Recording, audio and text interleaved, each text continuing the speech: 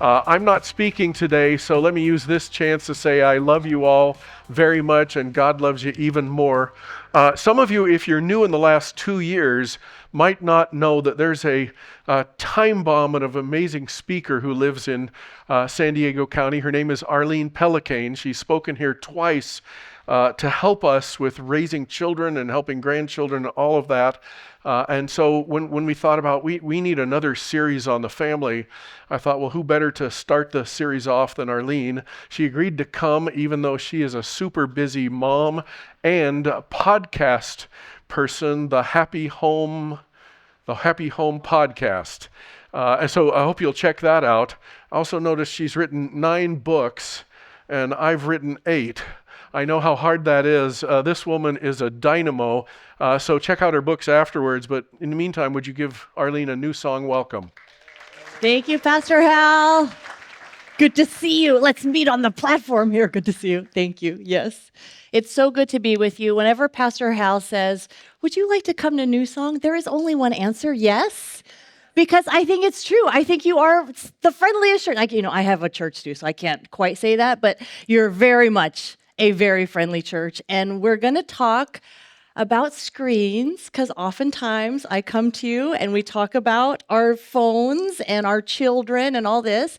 And I want you to know that even though we are talking about kids and teenagers and how do we rescue this generation, the most anxious generation, right? You would think that because we're so sophisticated and we have our needs met, we're not in war, all those kinds of things. You would think our young people would be well, but they're not well. But even though we are looking at young people, this affects all of us, right? There's really not one of us that doesn't struggle at least a little bit with, oh, let me watch this when you really had something else to do, right? But you turn to this instead. So my hope is that as we think about rescuing kids, we also think of how to rescue ourselves, how to rescue a spouse, how to rescue a grandma who is spending so much time on her crochet videos, okay? So that we can all rescue one another. Now, since I've last seen you, I do have a new book, so I just wanted to highlight it. It's called Making Marriage Easier. My husband and I just celebrated 27 years, and so when it's not making marriage easy, so it's not a crazy book, I get it. Marriage takes effort, but it's how do you make it easier? So this would be a perfect read for you for Valentine's Day. So there is a roller coaster at Magic Mountain called Tatsu. So here's a picture of it. Who has been on Tatsu? Because we're yes. See, some of you have been on. Thank you, Tatsu. Okay. So Tatsu was made in 2006. It's the tallest, longest flying roller coaster in the world. It goes upside down 4 times. It has the world's tallest pretzel roll and has like the 0 gravity roll. So it's very intense. This is not just like you're like, oh, let's just jump on Tatsu. Like, it's pretty intense. And so when my kids and I went to Magic Mountain, here's a picture of my 3 kids and I, and we said, let's go on Tatsu. And I said, okay, okay. And it really is fun. Like, it's actually super fun. But you kind of can only do it once, right? Like, I can't go on Tatsu and then say, oh, let me get in line to do it again. It's kind of like, wow, I've done Tatsu. That's good for about a decade. Like, I'm good. And once in a while, this incredible adrenaline, dopamine, like, it's kind of fun, right? It's fun. But when kids, teens, adults are constantly on Tatsu, constantly watching something very stimulating, TikTok shorts, YouTube shorts, pornography, video games, right? It's very stimulating to the brain. Something happens to us. And many times we're telling our kids, that is a wrong thing. That's the wrong thing to do. And yes, that's a good way to say it. But we can also approach our kids, teens, and ourselves about the brains that God has given us and how can we take care of the brain. And sometimes that helps a child or a teenager understand a little bit better, like, hey, yeah, I would like to have a good and healthy brain. Because what Dopamine Nations, it's the name of the book, Anna Lemke, a doctor, says, is the smartphone is their modern day hypodermic needle, delivering digital dopamine 24/7 for a wired generation. Kids are drowning in a sea of instant gratification, chasing dopamine hits from screens that never stop. Right? A little bit, okay, but constantly, this is not good. How many of you have heard of Jonathan Haidt, his book, The Anxious Generation? So, some. Okay, this is a really key book that has come out by a secular social scientist with all sorts of data of what is all this screen time, social media, as it replaces play in childhood. How is that shaping and harming the next generation? And here's what I'm thinking. I'm thinking the church can lead the way to say, wait a minute, these children are precious. Better that a millstone be hung around your neck than you to hurt a child. And that the church would step forward and say, wait a minute, if these things are causing harm to children at industrial scales, millions around the world, we as a church, we're going to protect our kids. So what he saw through research was that kids used to be play-based, right? But now childhood was play-based, but now it is screen-based. And think of all the things that you lose from that, the physical activity, the friendship, the understanding of what is the real world and what is not the real world, and enter in a slew of mental illness. I'm going to give you some stats real quick. Don't worry, it's going to be a little bit depressing, but we'll bring you right back up. Major depressive episodes in 12 to 17-year-olds. Girls are going to spike 28%. Boys spike 11.5. So you're looking at major depressive episodes in teens, 12 to 17. And that spike where you see it goes up, that's 2010. When we get phones that now are front-facing, where we're taking pictures of ourselves, where we have the like button, and now we get to compare everything. So it wasn't just the phone. It wasn't just, wow, it's so smart. It's, oh, it's engineered to now turn the camera to me. So I'm very self-interested and self-conscious, and it introduces that like button, which now it's not just me talking to a friend, it's me like in a popularity contest, always trying to compare. So it's the way, the things that they put on the phone that cause that spike. Next slide. ER visits, self-harm for kids aged 10 to 14. The spike also begins in 2010. For every 100 girls who went to the ER in 2005, 635 go today. So you see this massive explosion of ER visits for self-harm.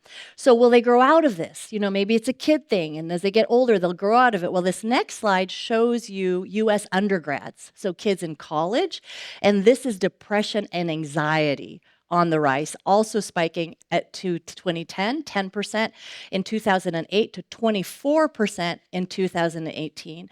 So we see all of these graphs spiking upward, all correlating with the phone. Now, Jesus tells us very clearly we have an enemy in John 10:10, and we know what he comes to do. The thief comes to steal. He's stealing a lot of time from our kids. He's stealing confidence. He's stealing the morals that the parents have taught them in the early years. To kill, kids are committing suicide. They're doing self-harm. To destroy, kids are questioning their gender. There's a lot happening that the enemy is doing to steal, kill, and destroy this next generation. And what should get us kind of like mad is, wait a minute, it's coming through these devices that I am enabling as a parent. And we'll talk about how do we get out of this trap, okay?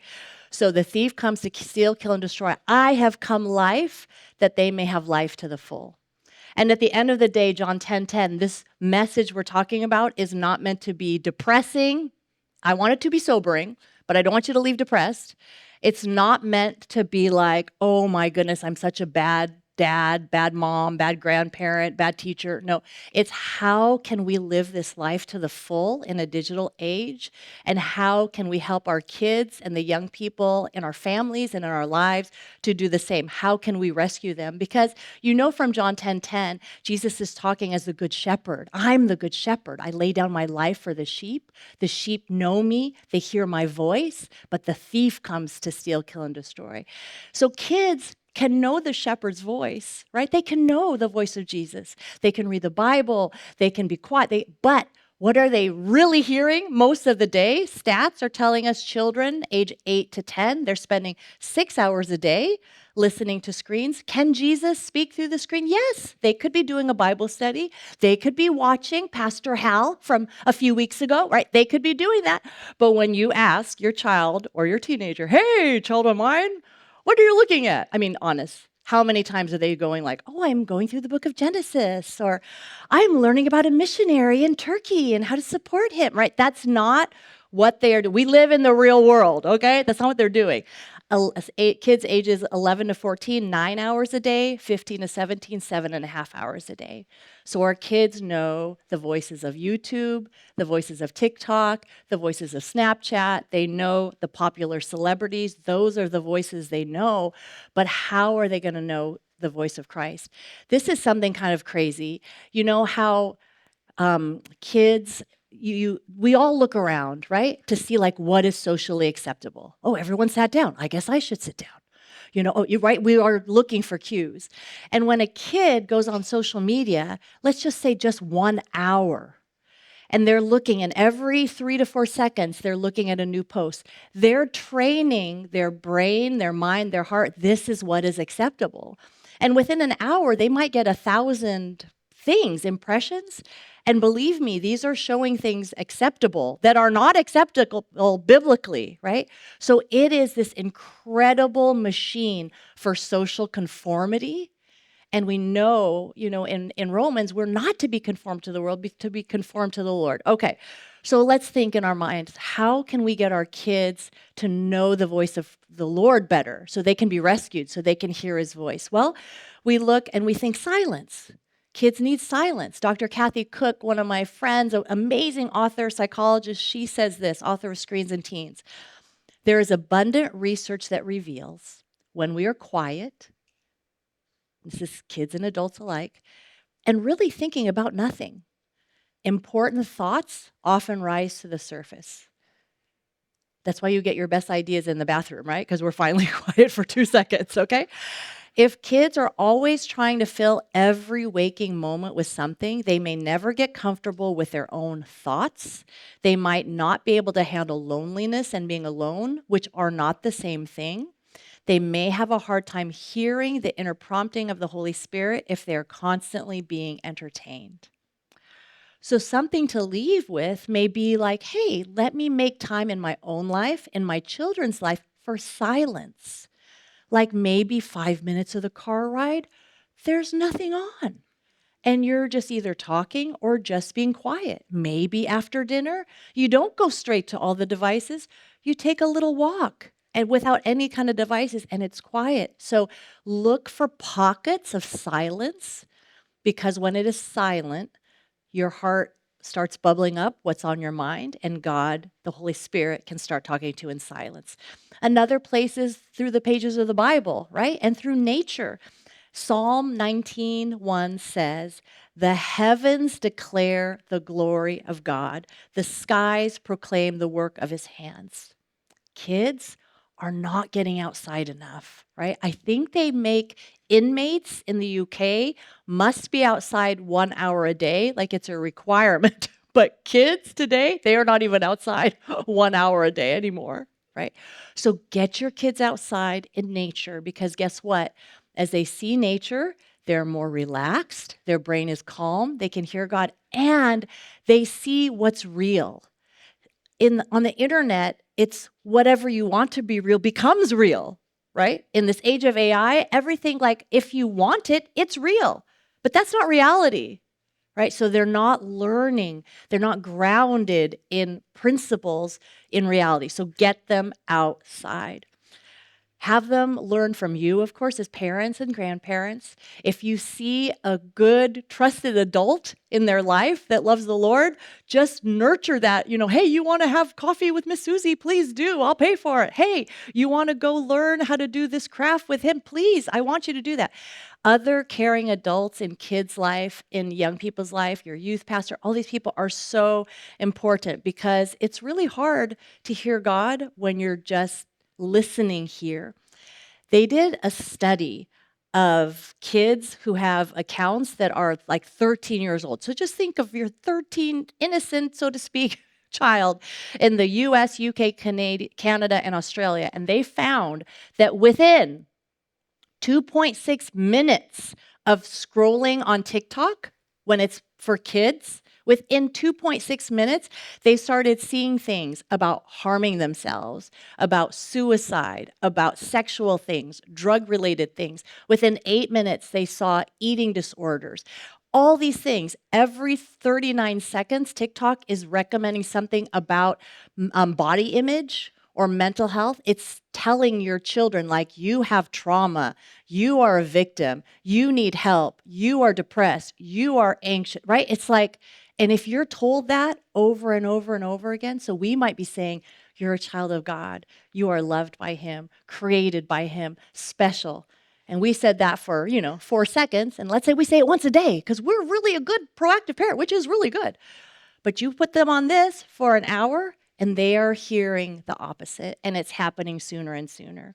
So little kids, in this next slide, you'll see half of 2 to 4-year-olds have their own iPad or tablet, and over 2/3 of 5 to 8-year-olds have their tablet or smartphone. See, it's kind of believed, and it's true, and no joke, like here we are in 2026, if you and I got together again in 5 years, I'm pretty sure it's going to be already a much different world than it is today, that the way we use our phones, what we use them for, will be even more 5 years from now. I do believe that. And so if kids, we think like, this is the future, this is how it's going to be, why don't I give this to my child? But here's the thing. Your child needs to enter this really high technical world with a brain that's fully developed. And when they have the screen time too soon, they're not able to develop. And again, we can't get into this in depth, but screen kids, if you want to know like what is happening to my child's brain, this is your book to know more. And if you already have kids, this is fun, Arlene. I love when you come and I get to think, well, my child already has the cat's out of the bag. Like they have a phone, my grandchildren, like this is a cute talk, but my grandkids, my kids, they have phones. They're on YouTube. They play video games. They're on social media. That makes sense. That is the norm. So the question is, like, think about your child. Is this going well? And if it's going well, like, you can kind of, and by well, I mean their body is well, their soul is well, academically they're doing fine, they have hobbies outside of the phone, they have real friendships. If that's good, then good, more power to you. But for most of us, it's not really going well.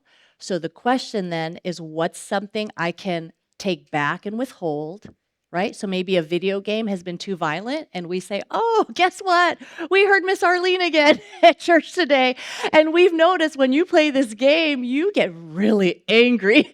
And so we're going to take this away. And I know you young people in the room, you're really going to love me after this one. So we're going to do like a 1-month experiment. And the beginning of the year is a great time to do it. 1 month, let's not do this game. And instead, we are going to do this. Maybe it's going out to ice cream. Maybe it's taking out the mountain bikes. Maybe, we're going to do something different in its place. And then a month from now, let's just see how you're feeling and how you're doing. And you can't expect that your child's going to meet, that's a good idea. I've been kind of like tired lately, a little moody, kind of not feeling right. This is a great idea. No, your kid is going to be like, this is ridiculous. You are already the strictest parent in the whole school. And now you're going to take away this. It's not even violent. And you're going to take this away from me. You're the most ridiculous person. And in that moment, as you're going to hear, right, in the family and the parenting, sometimes we just have to do what's not fun. It's the truth. You just have to be like, you know what? I'm sorry.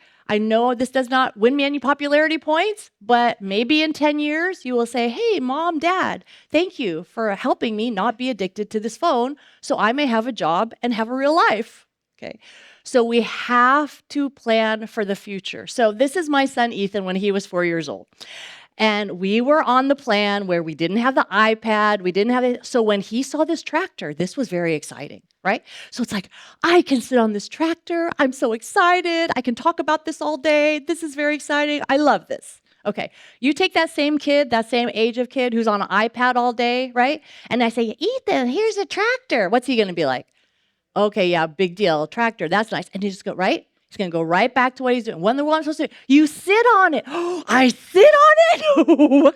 Wow. And it's like, it doesn't even move. It doesn't even move, right? Like if someone is used to the dopamine of a tablet, of video games, of YouTube shorts, of Disney all day long, they are not going to think this is exciting, like ever.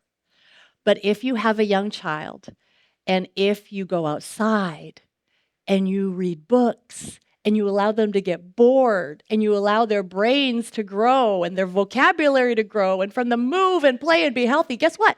This becomes very exciting. Like, wow, what was your highlight today? I sat in a tractor. Okay. And this doesn't have to be this old-fashioned notion. You can make this normal in your own home. Your kids don't know any better when they're 2, 3, 4, 5, 6. They don't know that this isn't normal. They think everyone else is also sitting on the tractor, okay? So you give the normal because the truth is you have a choice, always. You can do what is easy now and what is hard later, or you can do what's hard now and get the easy later. And by this, I mean, okay, you're in a restaurant and it's easier to be like, okay, child of mine, you're kind of bugging me. Take my phone, take my tablet. Let's have peace. Easy now. But guess what? Later, when your kid's 14, 18, 22, 28, and you're having dinner together, you get hard. You get like, please put your phone down and talk to me. Like, how was your day? Fine. What's going on in your life? Not much. Are you going to look up from your phone? I don't know. Right? You get the hard later. You reap what you sow. But if you will do the hard thing now, which is, sorry, child of mine, you're going to learn how to color. You're going to learn how to read. You're going to learn how to talk to me. And that's maybe hard to be the different parent, the different grandparent. Guess what? You get easy later. That it's like, oh, look, these children know how to talk to humans. Do you know how big of a skill that's going to be in the next 10 years if you raise a child who is very comfortable talking to humans? So this is my son, Ethan, now. So this is a picture of him then. This is a picture of him on his first day at work at General Atomics in Poway. Woohoo! So he went to Cal Poly Pomona, went away to school, engineering, came back home to live with us, which we are thrilled about. Does the 1-hour commute to Poway every day. And there he is. So if you do the hard now, which was let's withhold these devices, video games, social media, the addictive bad stuff, okay? We are not anti-technology. We had iMacs. We produced music. We produced podcasts. We buy things on Amazon. We watch Prime. You know what I'm saying? Like we do things, but they didn't have the personal things. And when they don't have the personal things, they have to do others. And guess what? I promise you, you will get easy later. Because let's say your daughter, your granddaughter, starts spending 15 hours a week with her phone. If she starts this at age 12 and she lives to be 85, she will spend 9 years of her life looking at a phone. 9, almost a decade. And I gave her 7 hours of sleep a day.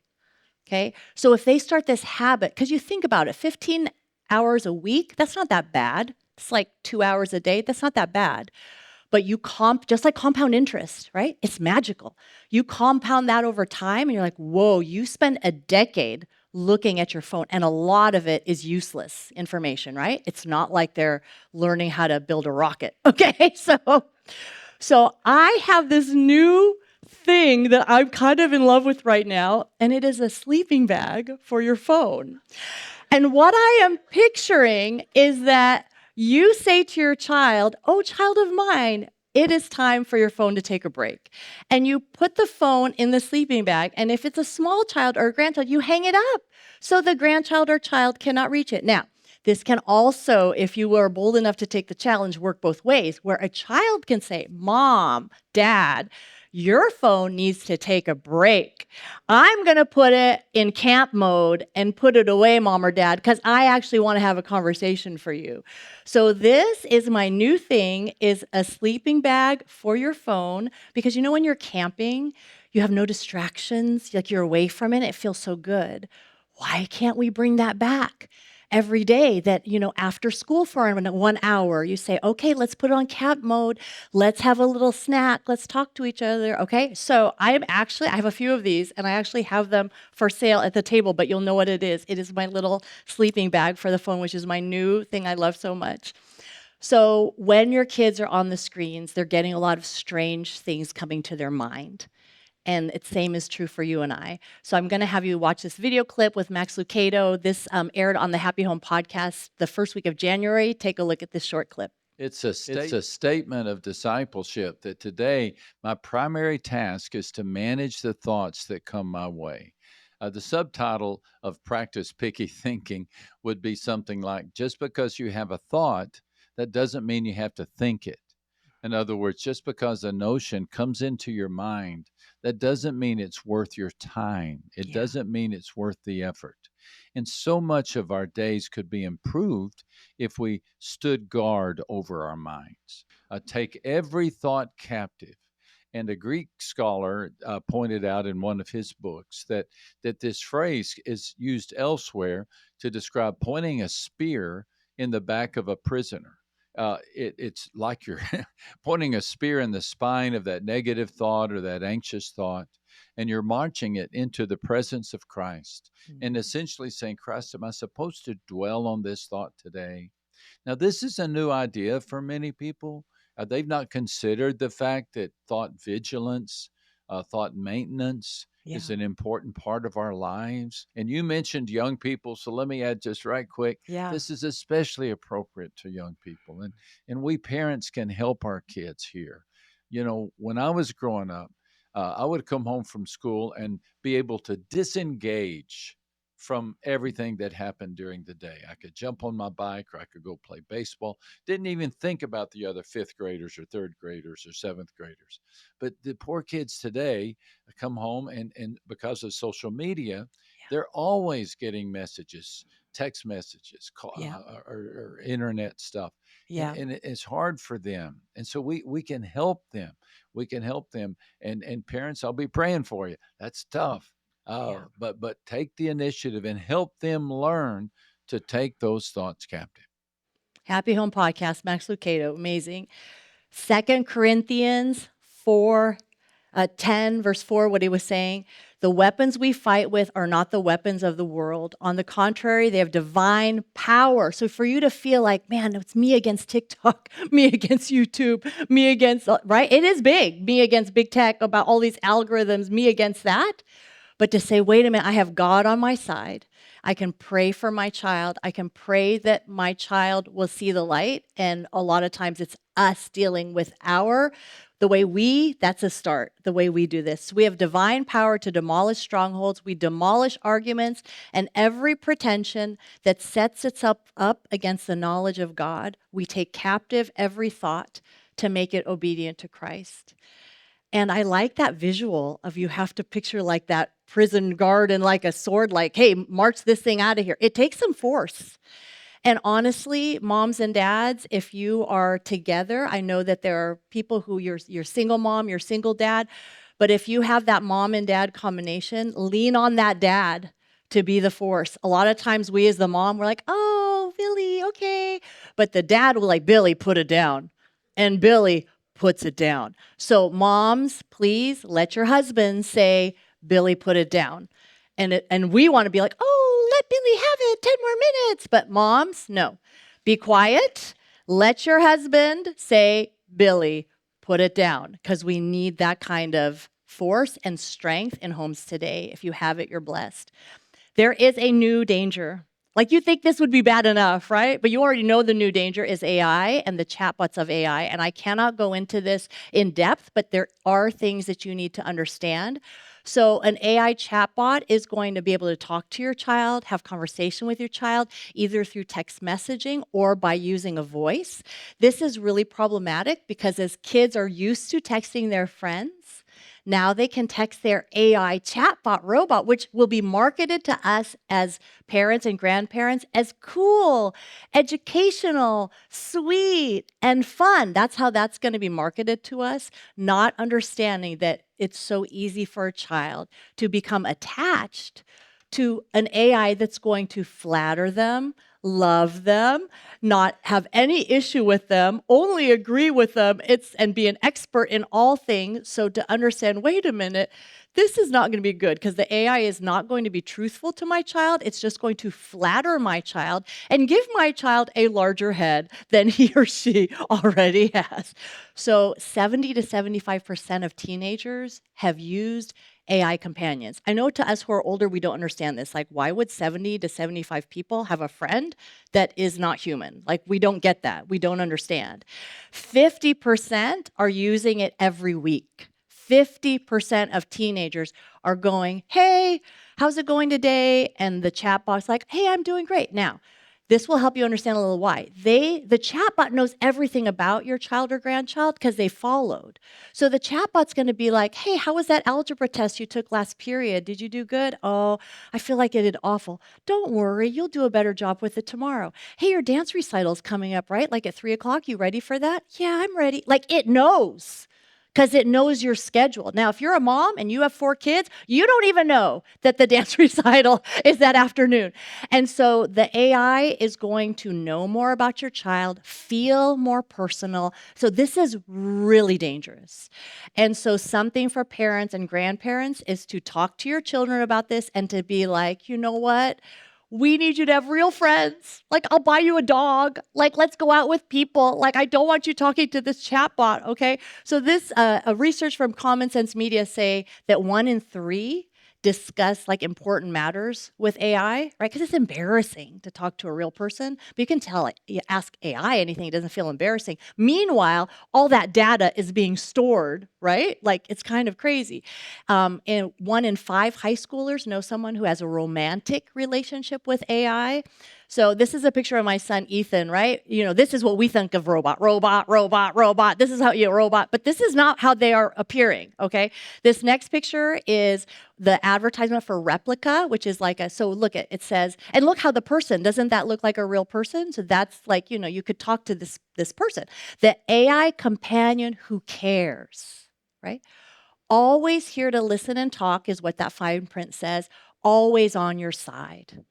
So we're humanizing this AI, and if an adult can fall in love with an AI, of course, a child who has a developing brain and cannot even tell the difference yet, there. So it's very important that we stand in the gap and we protect our kids from this. Okay.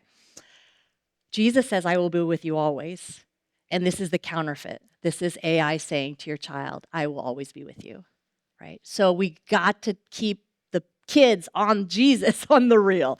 All right, so now I have very much just curled you up into a ball. So now we will say, Lord, what can we do? And modeling digital wellness ourselves, that's our first step. So that's this book, Calm, Cool, and Connected, 5 Habits for a Better Digital Life. So this is for us as adults, maybe for our teenagers, maybe for our college students, that would be good. We'll take this little tiny quiz, just think yes or no in your minds. Do you sometimes lose track of time when scrolling through social media or watching the news or videos? Yes or no? When you have free time, do you use the phone or another device to relax? Yes or no? Have you ever opted to watch TV, play video games, or answer emails on your own rather than interact with a family member? Yes or no? Okay, like I get it. All of us were like, oh yeah, we do all of those things. We all do these things. And so we must do a check ourselves and say, okay, Lord, help me. Think of the way real friendship works, and that's what you're trying to help your kids to have digital wellness. So real friendship is embodied a person, our grandparents are probably like, yeah, no duh. So like two bodies together, it's synchronous at the same time and with eye contact. So friendship works when you're together in real time, looking at each other, right? Sharing information. Guess what? The internet is the opposite. It's disembodied. You don't have to be with another person. It's asynchronous. It doesn't have to be at the same time. You guys can like log in and log off. It's not happening. It doesn't have to happen at the same time. And there's no eye contact with people. So our kids and our teenagers are very friendship anemic, that they don't know what real connection feels like. So the first thing I want to challenge us to do is model the digital wellness ourselves, which may start with an apology. Child of mine, I guess it's me that has to put the phone in the sleeping bag more because I've been paying attention to it more than you, and I'm sorry. And you know what? We're going to start doing dinner together again with no screens. The first 10 minutes when I come home from work, I'm going to put my phone away and I'm here to listen to you. I'm available to you. So we start with ourselves. The dopamine express, as Dr. Arthur Brooks talks about, it's so easy to boost that positive dopamine. We've talked about the negative dopamine, but there's the positive ebb and flow of natural dopamine, and that's eye contact. So starting to look at your children and make your children look at you, and holding hands, some kind of touch, right? Touch their back, touch them. So touch, hold your kids, hug them, even your teenagers, hug them. I'll take that Ethan, my working man, and I'll hug him at the end of the day. Nothing long, and I try not to talk his ear off, but I give him a quick hug. So dopamine express, hug your kids, look them in the eye, model it. The second thing is to cut off the supply. Who calls their people users? Drug companies, like bad drug companies, and tech companies call their people users, and we buy the things for them. So we can cut off the supply. Netflix, their internal research says that 73% of their viewers binge watch a show. They watch 5 or more hours in one sitting. That is their normal pattern. They know this. This is what they want. Their goal is time on device. There was literally at Stanford, BJ Fogg was the behavioral persuasion technology guru of like in the 1990s. And he had a class, and the website for the class was called Machines Designed to Change Humans, right? And they were trying to get the machines actually nicely to make humans do good behavior, so it doesn't always have this awful beginning. So, how can we get humans to do good behavior? Maybe this technology can help them. And the founder of Instagram was in that class. Like, there are a lot of people in that class. And so now it's been used, the opposite way, to change humans of, I used to ride my bike all the time, but now I sit still for 5 hours. I used to be pleasant to my family, but now I am angry and irritable, and right? So it's like, this is a machine that has changed the behavior for the bad. So I'm going to give you some plans that you can have. So this is if you have kids at home, and you can kind of think of yourself. We have the platinum plan. So, of course, this is the elite, the best of the best that I can offer you. And this is to delay the addictive technology. Remember, we're not anti-tech. It's the addictive tech. Delay the smartphone, social media, video games until 12th grade or later. Right? You're going to be very odd. Your kids are going to be very healthy. And I honestly mean that. You're going to be very strange. You're going to be one of a few, but your kids are going to be healthy. This is the plan. It's a Pellicane Platinum plan. We've lived through it. I can highly recommend it. Pastor Scott talked about the book of Ecclesiastes of We're Better Together. So together as a church family, if you, like a few of you families, 2 of your families, let's say, would say, hey, let's do this platinum plan together. Like that would be amazing, okay? Now I get it, platinum, it's out there. So we've got the gold, and gold is still very, very virtuous and very good. This is what Jonathan Haidt, the social scientist, would recommend, delaying smartphones, social media, video games until 16.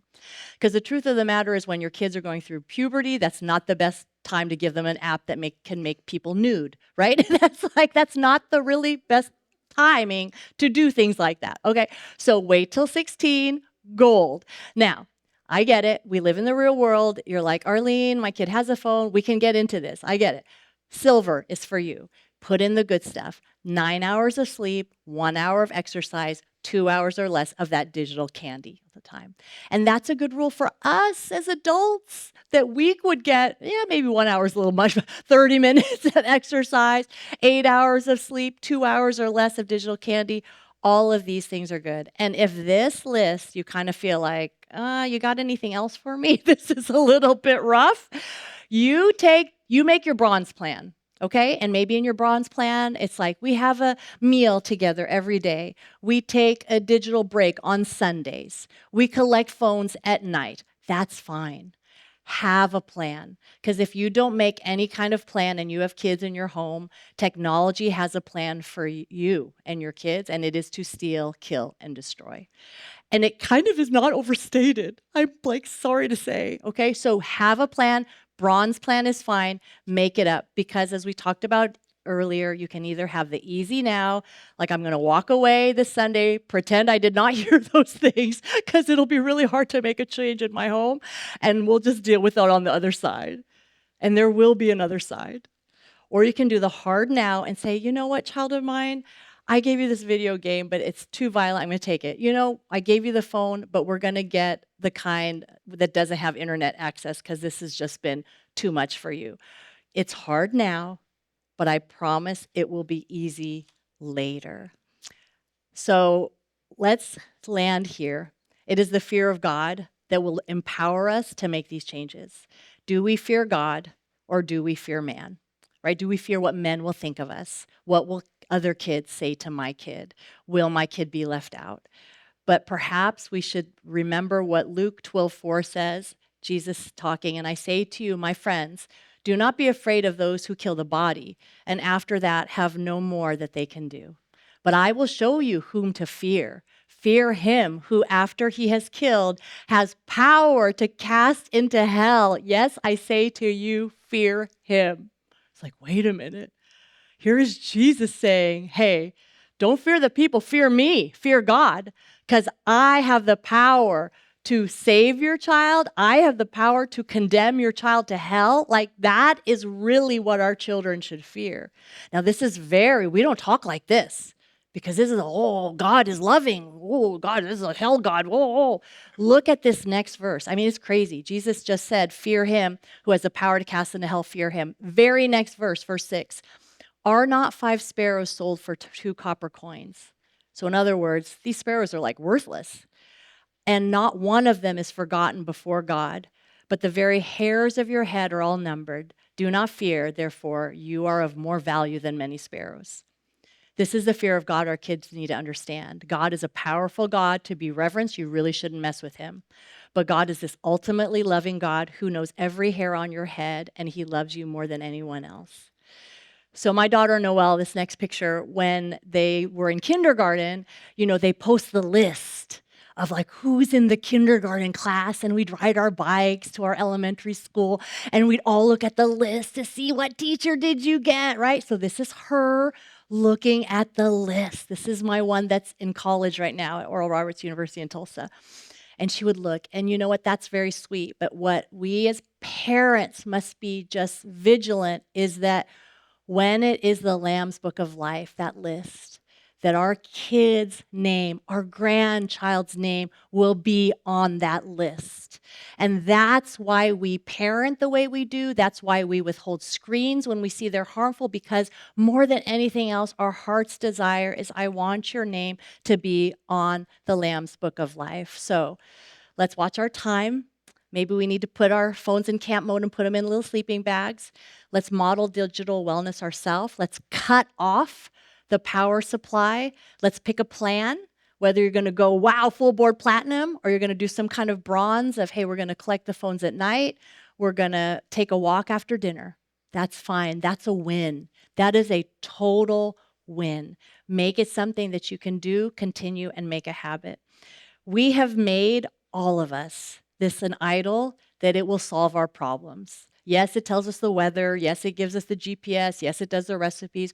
But we tend to turn to it for anything we need within our kids, right? We'll think like, well, it said this, mom or dad, so you must be wrong.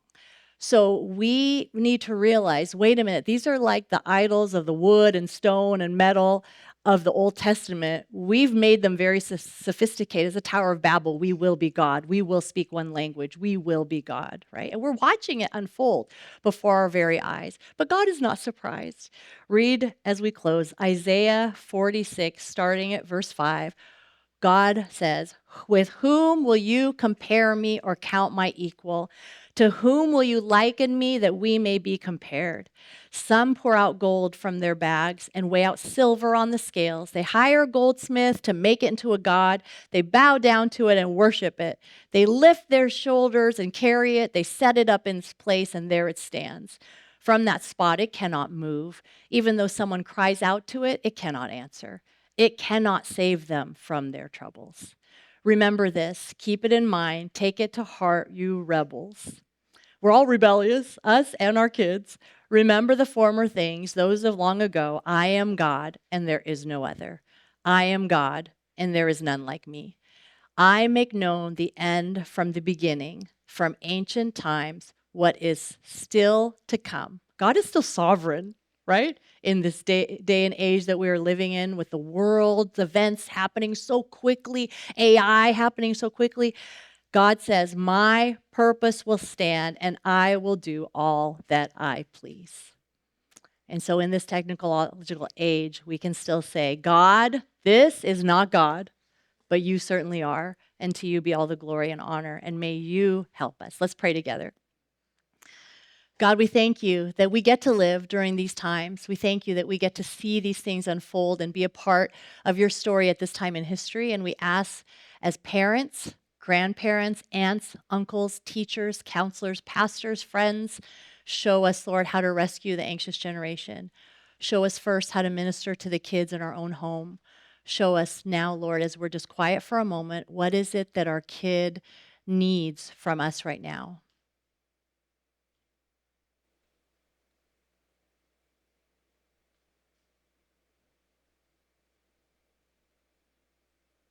Lord, what is the change in our own life that we need to make?